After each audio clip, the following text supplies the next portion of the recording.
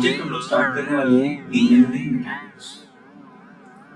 क्यों स्टार्ट करने वाले हैं? गेट एग्जाम के। जो गेट एग्जाम है आपका, वो गेट एग्जाम 4 पार्ट में आप सिलेबस को डिवाइड कर सकते हैं। टोटल मार्क्स आपके जो होते हैं वो 100 total marks.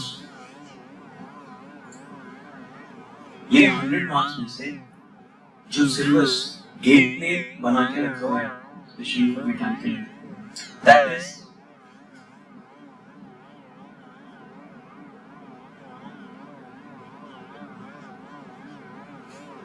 mathematics and general ability, like English aptitude questions are there.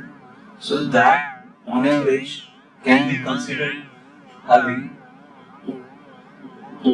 25% of weightage. कम ज़्यादा हो सकता है, but average नंबर आप पकड़ के चलो।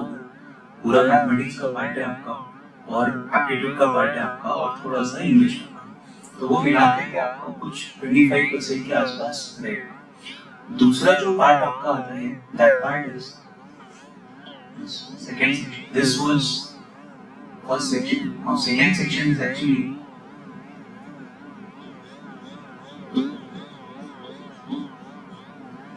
design. So this design section we consider. Design section में हम consider करते हैं subjects like strength of material, machine design, and this area of machine. So this design part which consists of, जिसमें आपको ये नई 4 सब्जेक्ट आपको पढ़ने होते हैं, engineering mechanics, strength of material, machine design, theory of machine and vibration also, but that is part of this theory of machine only. इसका भी टोटल वेटेज आपका अराउंड 25% के आसपास आएगा। यदि आपका लगभग 25% के आसपास वेटेज रहेगा। फिर आपका सेक्शन होता है मैन्युफैक्चरिंग एंड इंडस्ट्रियल इंजीनियरिंग। तो third is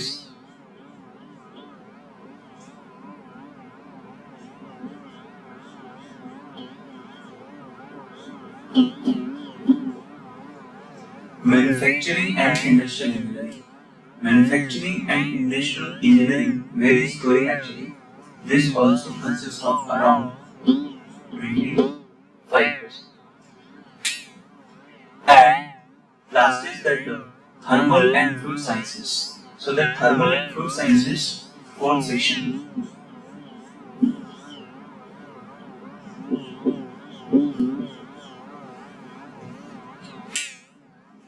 Now thermal and fluid means जो सब्जेक्ट आपके थर्मल और फ्लूइड से रिलेटेड है, जैसे basic thermodynamics, applied thermodynamics, refrigeration and air conditioning, heat and mass transfer, IC and power engineering, power plant engineering, जितना भी part है आपका बेटा, ये थर्मल और फ्लूइड वाला, fluid mechanics, hydraulic machines, all will come into this section. So this also consists of that 25% marks. जब भी आप गेट के लिए प्रिपेयर करते हैं, आपको पूरा ध्यान रखना चाहिए कि आप किसी एक सेक्शन को कंप्लीट प्रिपेयर करेंगे। जैसे कि अगर आप मैथ्स और जीए देखते हो, तो ये ऐसा मत करना कि आप इसमें कोई सब्जेक्ट पढ़ रहे हो, कोई सब्जेक्ट छोड़ रहे हो, नहीं। आपको ये पूरे को एक साथ फोकस करना है, छोड़ना नहीं। अगर आप डिजाइन सेक्शन को प्रिपेयर करना चाहते हो, तो डिजाइन सेक्शन को जब आप प्रिपेयर करोगे तो फंडामेंटल सब्जेक्ट से स्टार्ट करोगे। जैसे इंजीनियरिंग मैकेनिक्स आप स्टार्ट करोगे, उसके बाद आपको स्ट्रेंथ ऑफ मटेरियल देखना होगा, which is followed by strength of material के तुरंत बाद आपको मशीन डिजाइन देखना होगा, क्योंकि ये प्रीरिक्विजिट्स हैं। स्ट्रेंथ ऑफ मटेरियल से पहले इंजीनियरिंग मैकेनिक्स होना चाहिए, इसके कॉन्सेप्ट आप यूज करेंगे स्ट्रेंथ ऑफ मटेरियल में। स्ट्रेंथ ऑफ मटेरियल के जो कॉन्सेप्ट्स हैं वो आप मशीन डिजाइन में यूज करने वाले हैं। मशीन डिजाइन आप पढ़ लोगे, तो ये strength of material, machine design, ये पूरा क्वेश्चंस लगभग रिलेटेड ही रहते हैं। Now theory of machine also, उसमें आपका एनालिसिस रहता है मशीन्स का, तो वो भी मैकेनिक्स के कॉन्सेप्ट आप यहां पे यूज करने वाले हो। अगर आपने बेसिक सब्जेक्ट को अच्छे से प्रिपेयर किया, तो एडवांस सब्जेक्ट्स में आपको बहुत आसानी होगी। जैसे थ्योरी ऑफ मशीन में से वाइब्रेशन का प्रॉब्लम आना है, और वाइब्रेशन का प्रॉब्लम सिर्फ अगर आपको बेसिक मैकेनिक्स आती है इंजीनियरिंग की, इंजीनियरिंग मैकेनिक्स के फंडामेंटल प्रिंसिपल्स को अगर आप लगाओगे, तो भी आप आसानी से वाइब्रेशन की प्रॉब्लम्स को कर सकते हो, कोई भी प्रॉब्लम नहीं है। तो सब्जेक्ट को आप फोकस करोगे ग्रुप बना के, क्या आपके लिए ग्रुप बना के रखा है गेट अथॉरिटी ने सिलेबस में, आप उसको ग्रुप को टारगेट करोगे। बेसिक सब्जेक्ट को आप पहले करोगे। बेसिक सब्जेक्ट में से जैसे डिजाइन है तो आपका इंजीनियरिंग मैकेनिक्स आपको पहले करना है, या थर्मोइलेक्ट्रिक साइंसेस है तो थर्मोडायनामिक्स आपको पहले करनी है, फ्लूइड मैकेनिक्स आपको पहले करनी है। तो इतना बार आपको करना पड़ेगा। अब आते हैं अपने सब्जेक्ट पे। आपका सब्जेक्ट जो आप पढ़ने वाले हो engineering mechanics. So this engineering mechanics how it is important for you with respect to GATE exam first. Subject का इंपॉर्टेंस तो बहुत सारा है, बट बिकॉज़ आप लोग टारगेट कर रहे हो, आप लोग अभी स्टडी मोड में हो, आप लोग फोकस कर रहे हो आपके एग्जाम पे, तो एग्जाम पॉइंट ऑफ व्यू से आपके लिए इंजीनियरिंग मैकेनिक्स कितना इंपॉर्टेंट है वो मैं आपको बताऊंगा। तो आप अच्छे से समझ लो कि if you are good in engineering mechanics, ये बेसिक सब्जेक्ट है और इतना पावरफुल है कि सिर्फ इसके बेसिस पे आप बहुत सारे क्वेश्चंस इनके लगा सकते हो। ये बाकी के सब्जेक्ट जितने भी हैं आपके डिजाइन ग्रुप में, वो आप कमांड नहीं कर सकते अगर आपको इंजीनियरिंग मैकेनिक्स के प्रिंसिपल्स नहीं आते। अगर आप इंजीनियरिंग मैकेनिक्स को अच्छे से समझ पाओगे तो ये सारे सब्जेक्ट आपके लिए बेटा आसान हो जाएंगे, आपको मजा आएगा उनको सॉल्व करने में।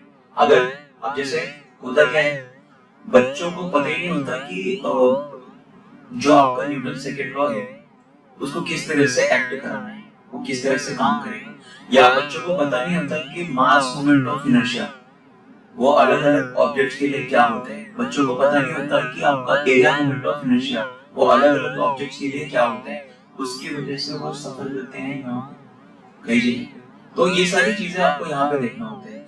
इक्विलिब्रियम क्या है, फोर्सेस कैसे बैलेंस होंगे, बिकॉज़ जैसे आप मैकेनिकल इंजीनियरिंग पढ़ रहे हो तो मतलब फोर्स से तो आपको बिल्कुल ध्यान हटाना ही नहीं है, everywhere it will be present, हर जगह पे फोर्स होगा। पर mechanics is all about study of forces, will discuss later, अभी थोड़ी देर में डिस्कस करेंगे इसको। तो इंजीनियरिंग मैकेनिक्स पढ़ने से ये पूरा ग्रुप आपके स्ट्रांग होने के चांसेस बढ़ जाते हैं, पॉसिबिलिटी आपकी बढ़ जाती है कि आप इन पे अच्छे से कमांड कर सकते हो। अगर आपको मैकेनिक्स नहीं आती है और आप ये बाकी सब्जेक्ट को पढ़ने की कोशिश करोगे तो आप कॉन्सेप्चुअली उतना डेप्थ बना नहीं पाओगे सब्जेक्ट पे। मतलब डायरेक्ट अगर फार्मूला बेस्ड क्वेश्चन आ गया आप कर सकते हो, बट थोड़ा सा भी ट्रिक किया तो फिर आपको प्रॉब्लम हो सकती है। इसी तरह से आप देखो ये डिजाइन सेक्शन में तो काम आ ही रहा है, लेकिन आप देखो इसका इफेक्ट बाकी जगह पे क्या होता है। जैसे तुम्हारा मैन्युफैक्चरिंग इंजीनियरिंग है या इंडस्ट्रियल इंजीनियरिंग है, तो मैन्युफैक्चरिंग में कई जगह पे ऐसा होता है कि आप जैसे मेटल कटिंग जो ऑपरेशन है पूरा मेटल कटिंग,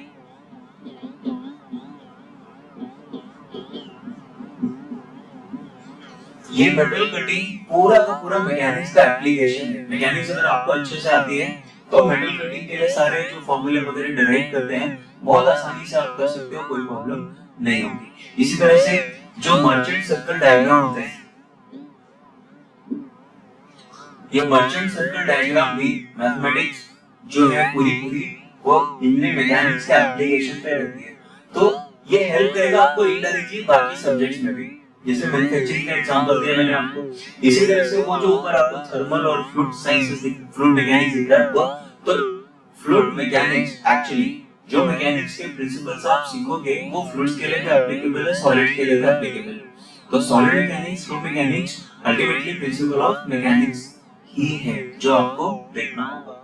फ्लूइड मैकेनिक्स के पार्ट्स में अगर आपको स्ट्रांग होना है तो भी आपको वही किस तरह से आपको एनर्जी कंजर्वेशन लगाना है, किस तरह से आपको मोमेंटम को कंजर्व कराना है, क्या इफेक्ट रहता है अगर मोमेंटम चेंज होता है, तो वो सारी चीजें आपको इसमें भी हेल्प करेंगी। तो एक सब्जेक्ट आपको जो बिल्कुल फंडामेंटल है, बेसिक सब्जेक्ट है, तो इसको अगर आपने अच्छे से सीख लिया, आपने समझ लिया, तो ये कहीं ना कहीं आपको पूरी इंजीनियरिंग में बाकी सब्जेक्ट्स में भी हेल्प करेगा। तो चांसेस जो है मतलब डायरेक्टली तो मैकेनिक्स के मार्क्स बहुत ज्यादा नहीं है, बट हाँ 3 क्वेश्चन या 4 क्वेश्चन आप एक्सपेक्ट कर सकते हो।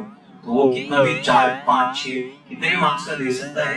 रिसेंट वेटेज ज्यादा रख रहे हैं, पहले वेटेज ज्यादा नहीं था इंजीनियरिंग मैकेनिक्स का, बट रिसेंट ट्रेंड अगर आप देखोगे लास्ट 2 इयर्स इस बार भी दोनों सेट में अगर आप देखो तो मैकेनिक्स के ठीक ठाक क्वेश्चन थे, उसके पहले भी ठीक ठाक क्वेश्चन थे, बट उसके पहले बहुत ज्यादा नहीं था।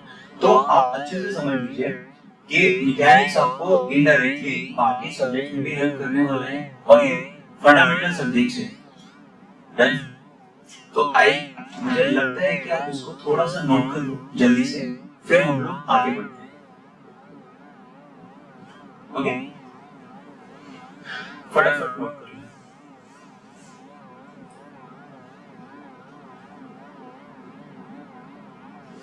Okay,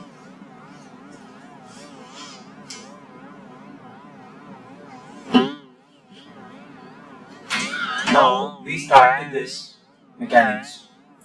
So let me tell you what is mechanics and why do we need to study this. क्या है mechanics और हम इसको पढ़ते क्यों? तो जरा ध्यान से देखो, मैं आपसे कुछ क्वेश्चन पूछने वाला हूँ, आपको ऑब्जर्व करना है। ऑब्जर्व करो, मेरे हाथ में आपको क्या चीज दिखाई दे रही है? क्या? मार्कर? क्या?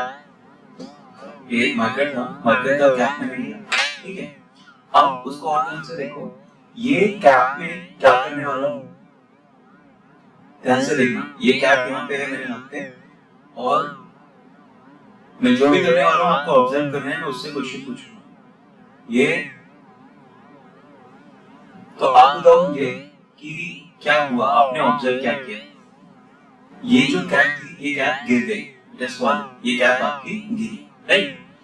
कैप गिरी, पहले तो आपका ऑब्जर्वेशन ये था। फिर मैं आपसे पूछता हूँ कि कैप गिरी तो कैप क्यों गिरी? कैप यहाँ पर थी, जिसको आपने देखा कि ये यहाँ से गिरी। अब कैप अगर ये गिर रही है तो ये कैप क्यों गिर रही है? Why it is falling? क्यों गिरी कैप यहाँ से? अब इसको जरा फिर से देखना है। अभी भी मेरे हाथ में कैप है और ग्रेविटेशनल फोर्स अगर आप देखो तो कैप पे अभी भी लग रहा है। जो आप लोग बोल रहे थे कि ग्रेविटी की वजह से नीचे गिरा, करेक्ट है, लेकिन अगर देखो आप तो ग्रेविटी अभी भी एक्ट कर रही है इसके ऊपर। तो पहले ये क्यों नहीं गिर रहा था? क्योंकि ग्रेविटी जो फोर्स लगा रही है आपका इस कैप पे, उस फोर्स को बैलेंस करने के लिए मैंने फिंगर से फोर्सेस लगा रखे हैं। तो जब तक वो बैलेंस करेगा ये आपका इस स्टेट पे रहेगा, अदरवाइज ये आपका मूव कर जाएगा। तो force is such a important thing, बहुत इम्पोर्टेंट चीज है जिसको आप बोलते हो फोर्स। बिना फोर्स के आप इमेजिन भी नहीं कर सकते कि मतलब लाइफ क्या होगी। मतलब सोच के देखो एक बार, आपके कमरे में अगर फैन लगा हुआ है, आपके कमरे में एसी लगा हुआ है, आपके कमरे में लाइट्स लगी हुई हैं, जो लैपटॉप है आपका, जो कंप्यूटर है आपका जिसका आप देख रहे हो, तो भी वो किसी भी चीज को ऑपरेट करना है, आप सोच के देखो बिना फोर्स के कर सकते हो क्या? बिना फोर्स के आप किसी भी चीज को ऑपरेट कर ही नहीं सकते। अगर वो रिमोट कंट्रोल है तो भी आपको रिमोट के लिए बटन प्रेस करना होता है और वो फोर्स लगाना होता है। आपके आसपास सैकड़ों एग्जांपल मिल जाएंगे आपको फोर्स के। बिना फोर्स के आप कुछ भी नहीं कर सकते, राइट?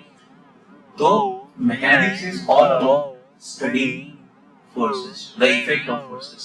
फोर्सेस के इफेक्ट को ही आप स्टडी करते हो मैकेनिक्स में, राइट? तो अब ऐसा करते हैं, आप पहले डेफिनेशन लिख लेते हैं इसकी। हाँ, मैकेनिक्स और इंजीनियरिंग मैकेनिक्स में फर्क क्या है? जो भी मैकेनिक्स के प्रिंसिपल्स आप सीखते हो उसका एप्लीकेशन इंजीनियरिंग प्रॉब्लम्स में आपको इंजीनियरिंग मैकेनिक्स बताता है। तो ज्यादा फर्क नहीं है, प्रिंसिपल सेम ही है। Engineering part is application part, जो भी प्रिंसिपल्स का एप्लीकेशन है वो आपका इंजीनियरिंग पार्ट रहेगा। तो आप पहले इसकी डेफिनेशन लिख लीजिए। Mechanics, please write down. Mechanics is the branch of physical science. लिखिए, mechanics is the branch of physical science. Mechanics is the branch of physical science which deals with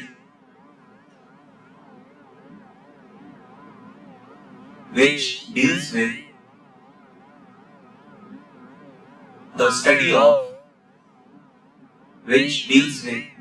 of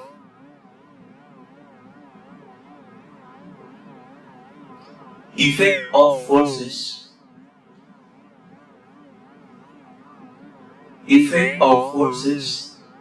on the bodies. Effect of forces on the bodies. Effect of forces on the bodies which may be at the rest which may be at the rest or in motion, which may be at the rest or in motion. तो समझ गए कि आप mechanics में आपको forces के effect को study करना है बॉडीज पे, और बॉडीज आपकी रेस्ट पे हो सकती है या फिर वो मोशन में हो सकती है, डिपेंड, राइट। तो ये तो हुई आपकी मैकेनिक्स की डेफिनेशन। अब मैकेनिक्स को आप पढ़ते किस तरह से हो, तो क्लासिफिकेशन क्या है मैकेनिक्स का वो इंपॉर्टेंट है। तो next part is classification of mechanics. तो क्लासिफिकेशन ऑफ मैकेनिक्स के लिए अगर आप देखो तो इसको तो मेजरली दो पार्ट में आप मैकेनिक्स को डिवाइड कर देते हो। कौन से दो पार्ट है?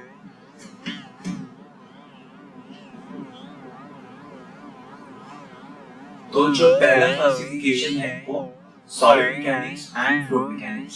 सॉलिड मैकेनिक्स और फ्लूइड मैकेनिक्स आपको पता है, सॉलिड ऑब्जेक्ट्स को आपको डील करना है सॉलिड मैकेनिक्स के पार्ट में, व्हाइल फ्लूइड पे आप लगाते हो principal of mechanics. Solid mechanics को फर्दर क्लासिफाई करा गया है दो पार्ट में। सॉलिड मैकेनिक्स वो कौन से दो part?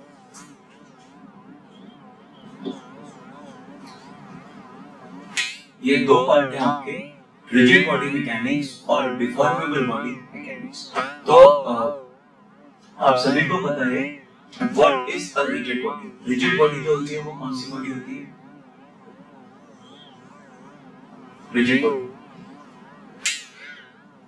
Rigid body is a body, rigid body एक ऐसी बॉडी होती है जिसपे आप कितना भी फोर्स लगा लो, कितने भी फोर्स लगा लो, like amount of force, number of forces, कैसा भी लगा लो, उसका शेप, साइज चेंज नहीं, कुछ भी चेंज नहीं होने वाला। कोई भी दो आप रैंडम पॉइंट चूज कर लो बॉडी के ऊपर और कितना भी फोर्स लगा लो किसी भी डायरेक्शन में, कितने भी फोर्स, वो दो पॉइंट के बीच का डिस्टेंस कभी भी चेंज नहीं होगा। तो प्रैक्टिकली एग्जिस्ट नहीं करती। कोई भी बॉडी है, आप फोर्स लगाओगे, अमाउंट ऑफ फोर्स वेरी कर सकता है, बट कुछ ना कुछ फोर्स पे वो पक्का है कि डिफॉर्म करेगी। तो प्रैक्टिकली ये पॉसिबल नहीं है, हम अज्यूम कर रहे हैं, we assume that bodies are rigid bodies, और तब हम मैकेनिक्स के प्रिंसिपल्स को स्टडी करते हैं। अंडरस्टैंड? रिजिड बॉडी कौन सी बॉडी होती है? जिसमें कोई भी डिफॉर्मेशन प्रोड्यूस नहीं होता कभी भी, कितना भी फोर्स लगा लो। ओके, रिजिड बॉडी मैकेनिक्स में, मैकेनिक्स पढ़ते हैं हम, इफेक्ट ऑफ फोर्सेस देखते हैं किस पे? रिजिड बॉडीज पे। हम अज्यूम कर लेते हैं कि बॉडी हमारी रिजिड है और तब फोर्सेस के इफेक्ट को स्टडी करते हैं। अंडरस्टूड? नाउ जो आपके गेट सिलेबस में इंजीनियरिंग मैकेनिक्स का पार्ट लिखा हुआ है वो बेटा ये जो रिजिड बॉडी मैकेनिक्स है वो सिर्फ इसकी बात कर रहे हैं। इंजीनियरिंग मैकेनिक्स का पार्ट जो आपके गेट सिलेबस में है that is dealing with this rigid body mechanics. लेकिन आप जरा देखो यहाँ पे सॉलिड मैकेनिक्स का जो दूसरा पार्ट था वो क्या था? Deformable body mechanics. अगर बॉडी डिफॉर्मेबल है मतलब प्रैक्टिकल बॉडी है, practically all bodies are deformable. अब डिफॉर्मेबल बॉडी, प्रैक्टिकल बॉडी, तो अब यहाँ पे क्या होता है, जो आप पहले सीखते हो principles of mechanics for a rigid body, उसमें से असम्पशन हटा लेते हैं। पहले हमने सीखा कि बॉडी हमारी जो है वो रिजिड है, फिर हटा दिया उस असम्पशन को। अब bodies are able to deform हो सकती हैं, इसलिए आपने क्या किया? स्टडी करा फोर्सेस के इफेक्ट को किस पे? उन बॉडीज पे जो आपके डिफॉर्म हो सकते हैं। और ये वाला पार्ट आपके गेट सिलेबस में आता है किसके अंडर? ये वाला पार्ट आपका आता है स्ट्रेंथ ऑफ मटेरियल और मैकेनिक्स ऑफ मटेरियल। दो अलग अलग नाम से आप बोलते हो इसको, डिफॉर्मेबल बॉडी मैकेनिक्स को। इसका दूसरा नाम स्ट्रेंथ ऑफ मटेरियल या मैकेनिक्स ऑफ मटेरियल भी है। तो बेटा गेट में आपका ये सॉलिड मैकेनिक्स का पूरा पार्ट ही है। इंजीनियरिंग मैकेनिक्स ये, डिफॉर्मेबल बॉडी मैकेनिक्स एक, पर ये दोनों सॉलिड मैकेनिक्स का पार्ट है। और even this fluid mechanics is a subject, separate subject है आपका, जहां पे मैकेनिक्स के प्रिंसिपल्स आप फ्लूइड पे लगाते हो। तो ये वाला पार्ट भी है, बट अभी हम इसको डील नहीं कर रहे हैं। इन दिस क्लास हम लोग क्या डील करने वाले हैं? ये वाला part, this deformable body mechanics is what we are going to, sorry, rigid body mechanics, ये वाला पार्ट हम लोग इस क्लास में डील करने वाले हैं। जो भी rigid body mechanics का पार्ट हम लोग पढ़ेंगे। अब इसको भी फर्दर क्लासिफाई करा गया है दो पार्ट में। रिजिड बॉडी मैकेनिक्स जो आप पढ़ने वाले हो उसको भी हम दो पार्ट में डिवाइड करके पढ़ेंगे। कौन से दो पार्ट?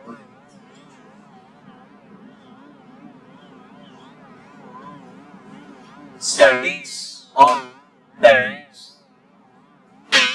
जो मैकेनिक्स का पार्ट रिजिड बॉडी मैकेनिक्स में पढ़ने वाले हैं उसको दो तरह से पढ़ा जाएगा। क्लासिफिकेशन जो है वो बोलता है कि एक स्टैटिक्स और दूसरा डायनेमिक्स। अभी स्टैटिक्स से मतलब क्या है, अच्छे से याद रखो। स्टैटिक से मेरा मतलब है एक्सीलरेशन इज जीरो, बॉडी में एक्सीलरेशन नहीं। इसका क्या मतलब?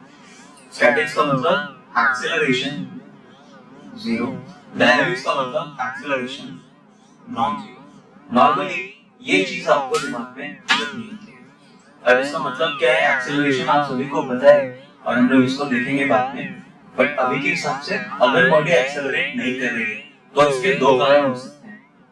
मतलब बॉडी एक्सेलरेट नहीं कर रही है तो इसका मतलब या तो वो मोशन में ही नहीं, मूवी नहीं कर रही है, वो स्टैटिक है, रुकी हुई है, तो फिर आप स्टैटिक्स के प्रिंसिपल्स लगा सकते हो। दूसरा ये भी हो सकता है बॉडी एक्सेलरेट नहीं कर रही है लेकिन यूनिफॉर्म वेलोसिटी से मूव कर रही हो सकती है एक स्ट्रेट लाइन में। पॉसिबल है कि बॉडी आपकी मूव कर रही है, स्ट्रेट लाइन में मूव करते हुए चली जा रही है बट कोई एक्सेलरेशन नहीं है, तब भी principles of statics can be applied. आप लगा सकते हो प्रिंसिपल ऑफ स्टैटिक्स को अगर बॉडी आपकी कांस्टेंट यूनिफॉर्म वेलोसिटी से मूव कर रही है, एक्सेलरेशन वहां पे नहीं है तो ही।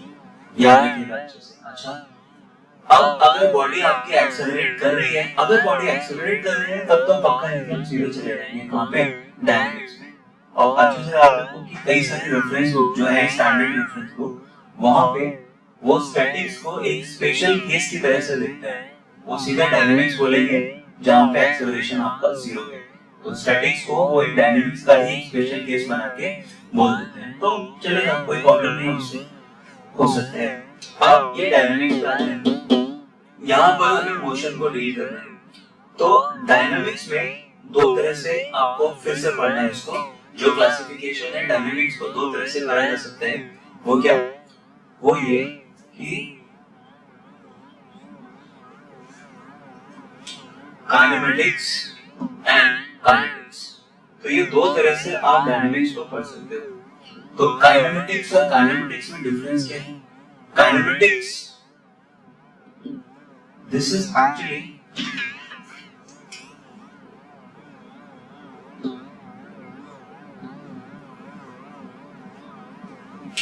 study of geometry of motion। ये भी बोलते हैं काइनेमेटिक्स को कि मोशन जो है उसकी ज्योमेट्रिकल स्टडी अगर आप करो तो फिर आप उसको बोलोगे काइनेमेटिक्स, ऐसा भी बोला जाता है।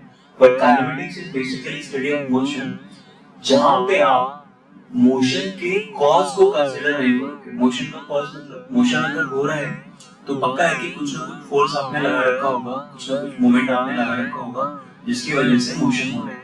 तो आप फोर्स या मोमेंट को कंसीडर ना करो, सिर्फ मोशन को कंसीडर करो। मतलब मोशन को कंसीडर करना कि इसका डिस्प्लेसमेंट कितना है, वेलोसिटी कितनी है, एक्सेलरेशन कितना है, कितने टाइम पे क्या होता है, ये सारी चीजें अगर आप स्टडी करते हो, फोर्स और मोमेंट को स्टडी नहीं करते हो, तो आपकी स्टडी काइनेमेटिक्स के अंदर आती है।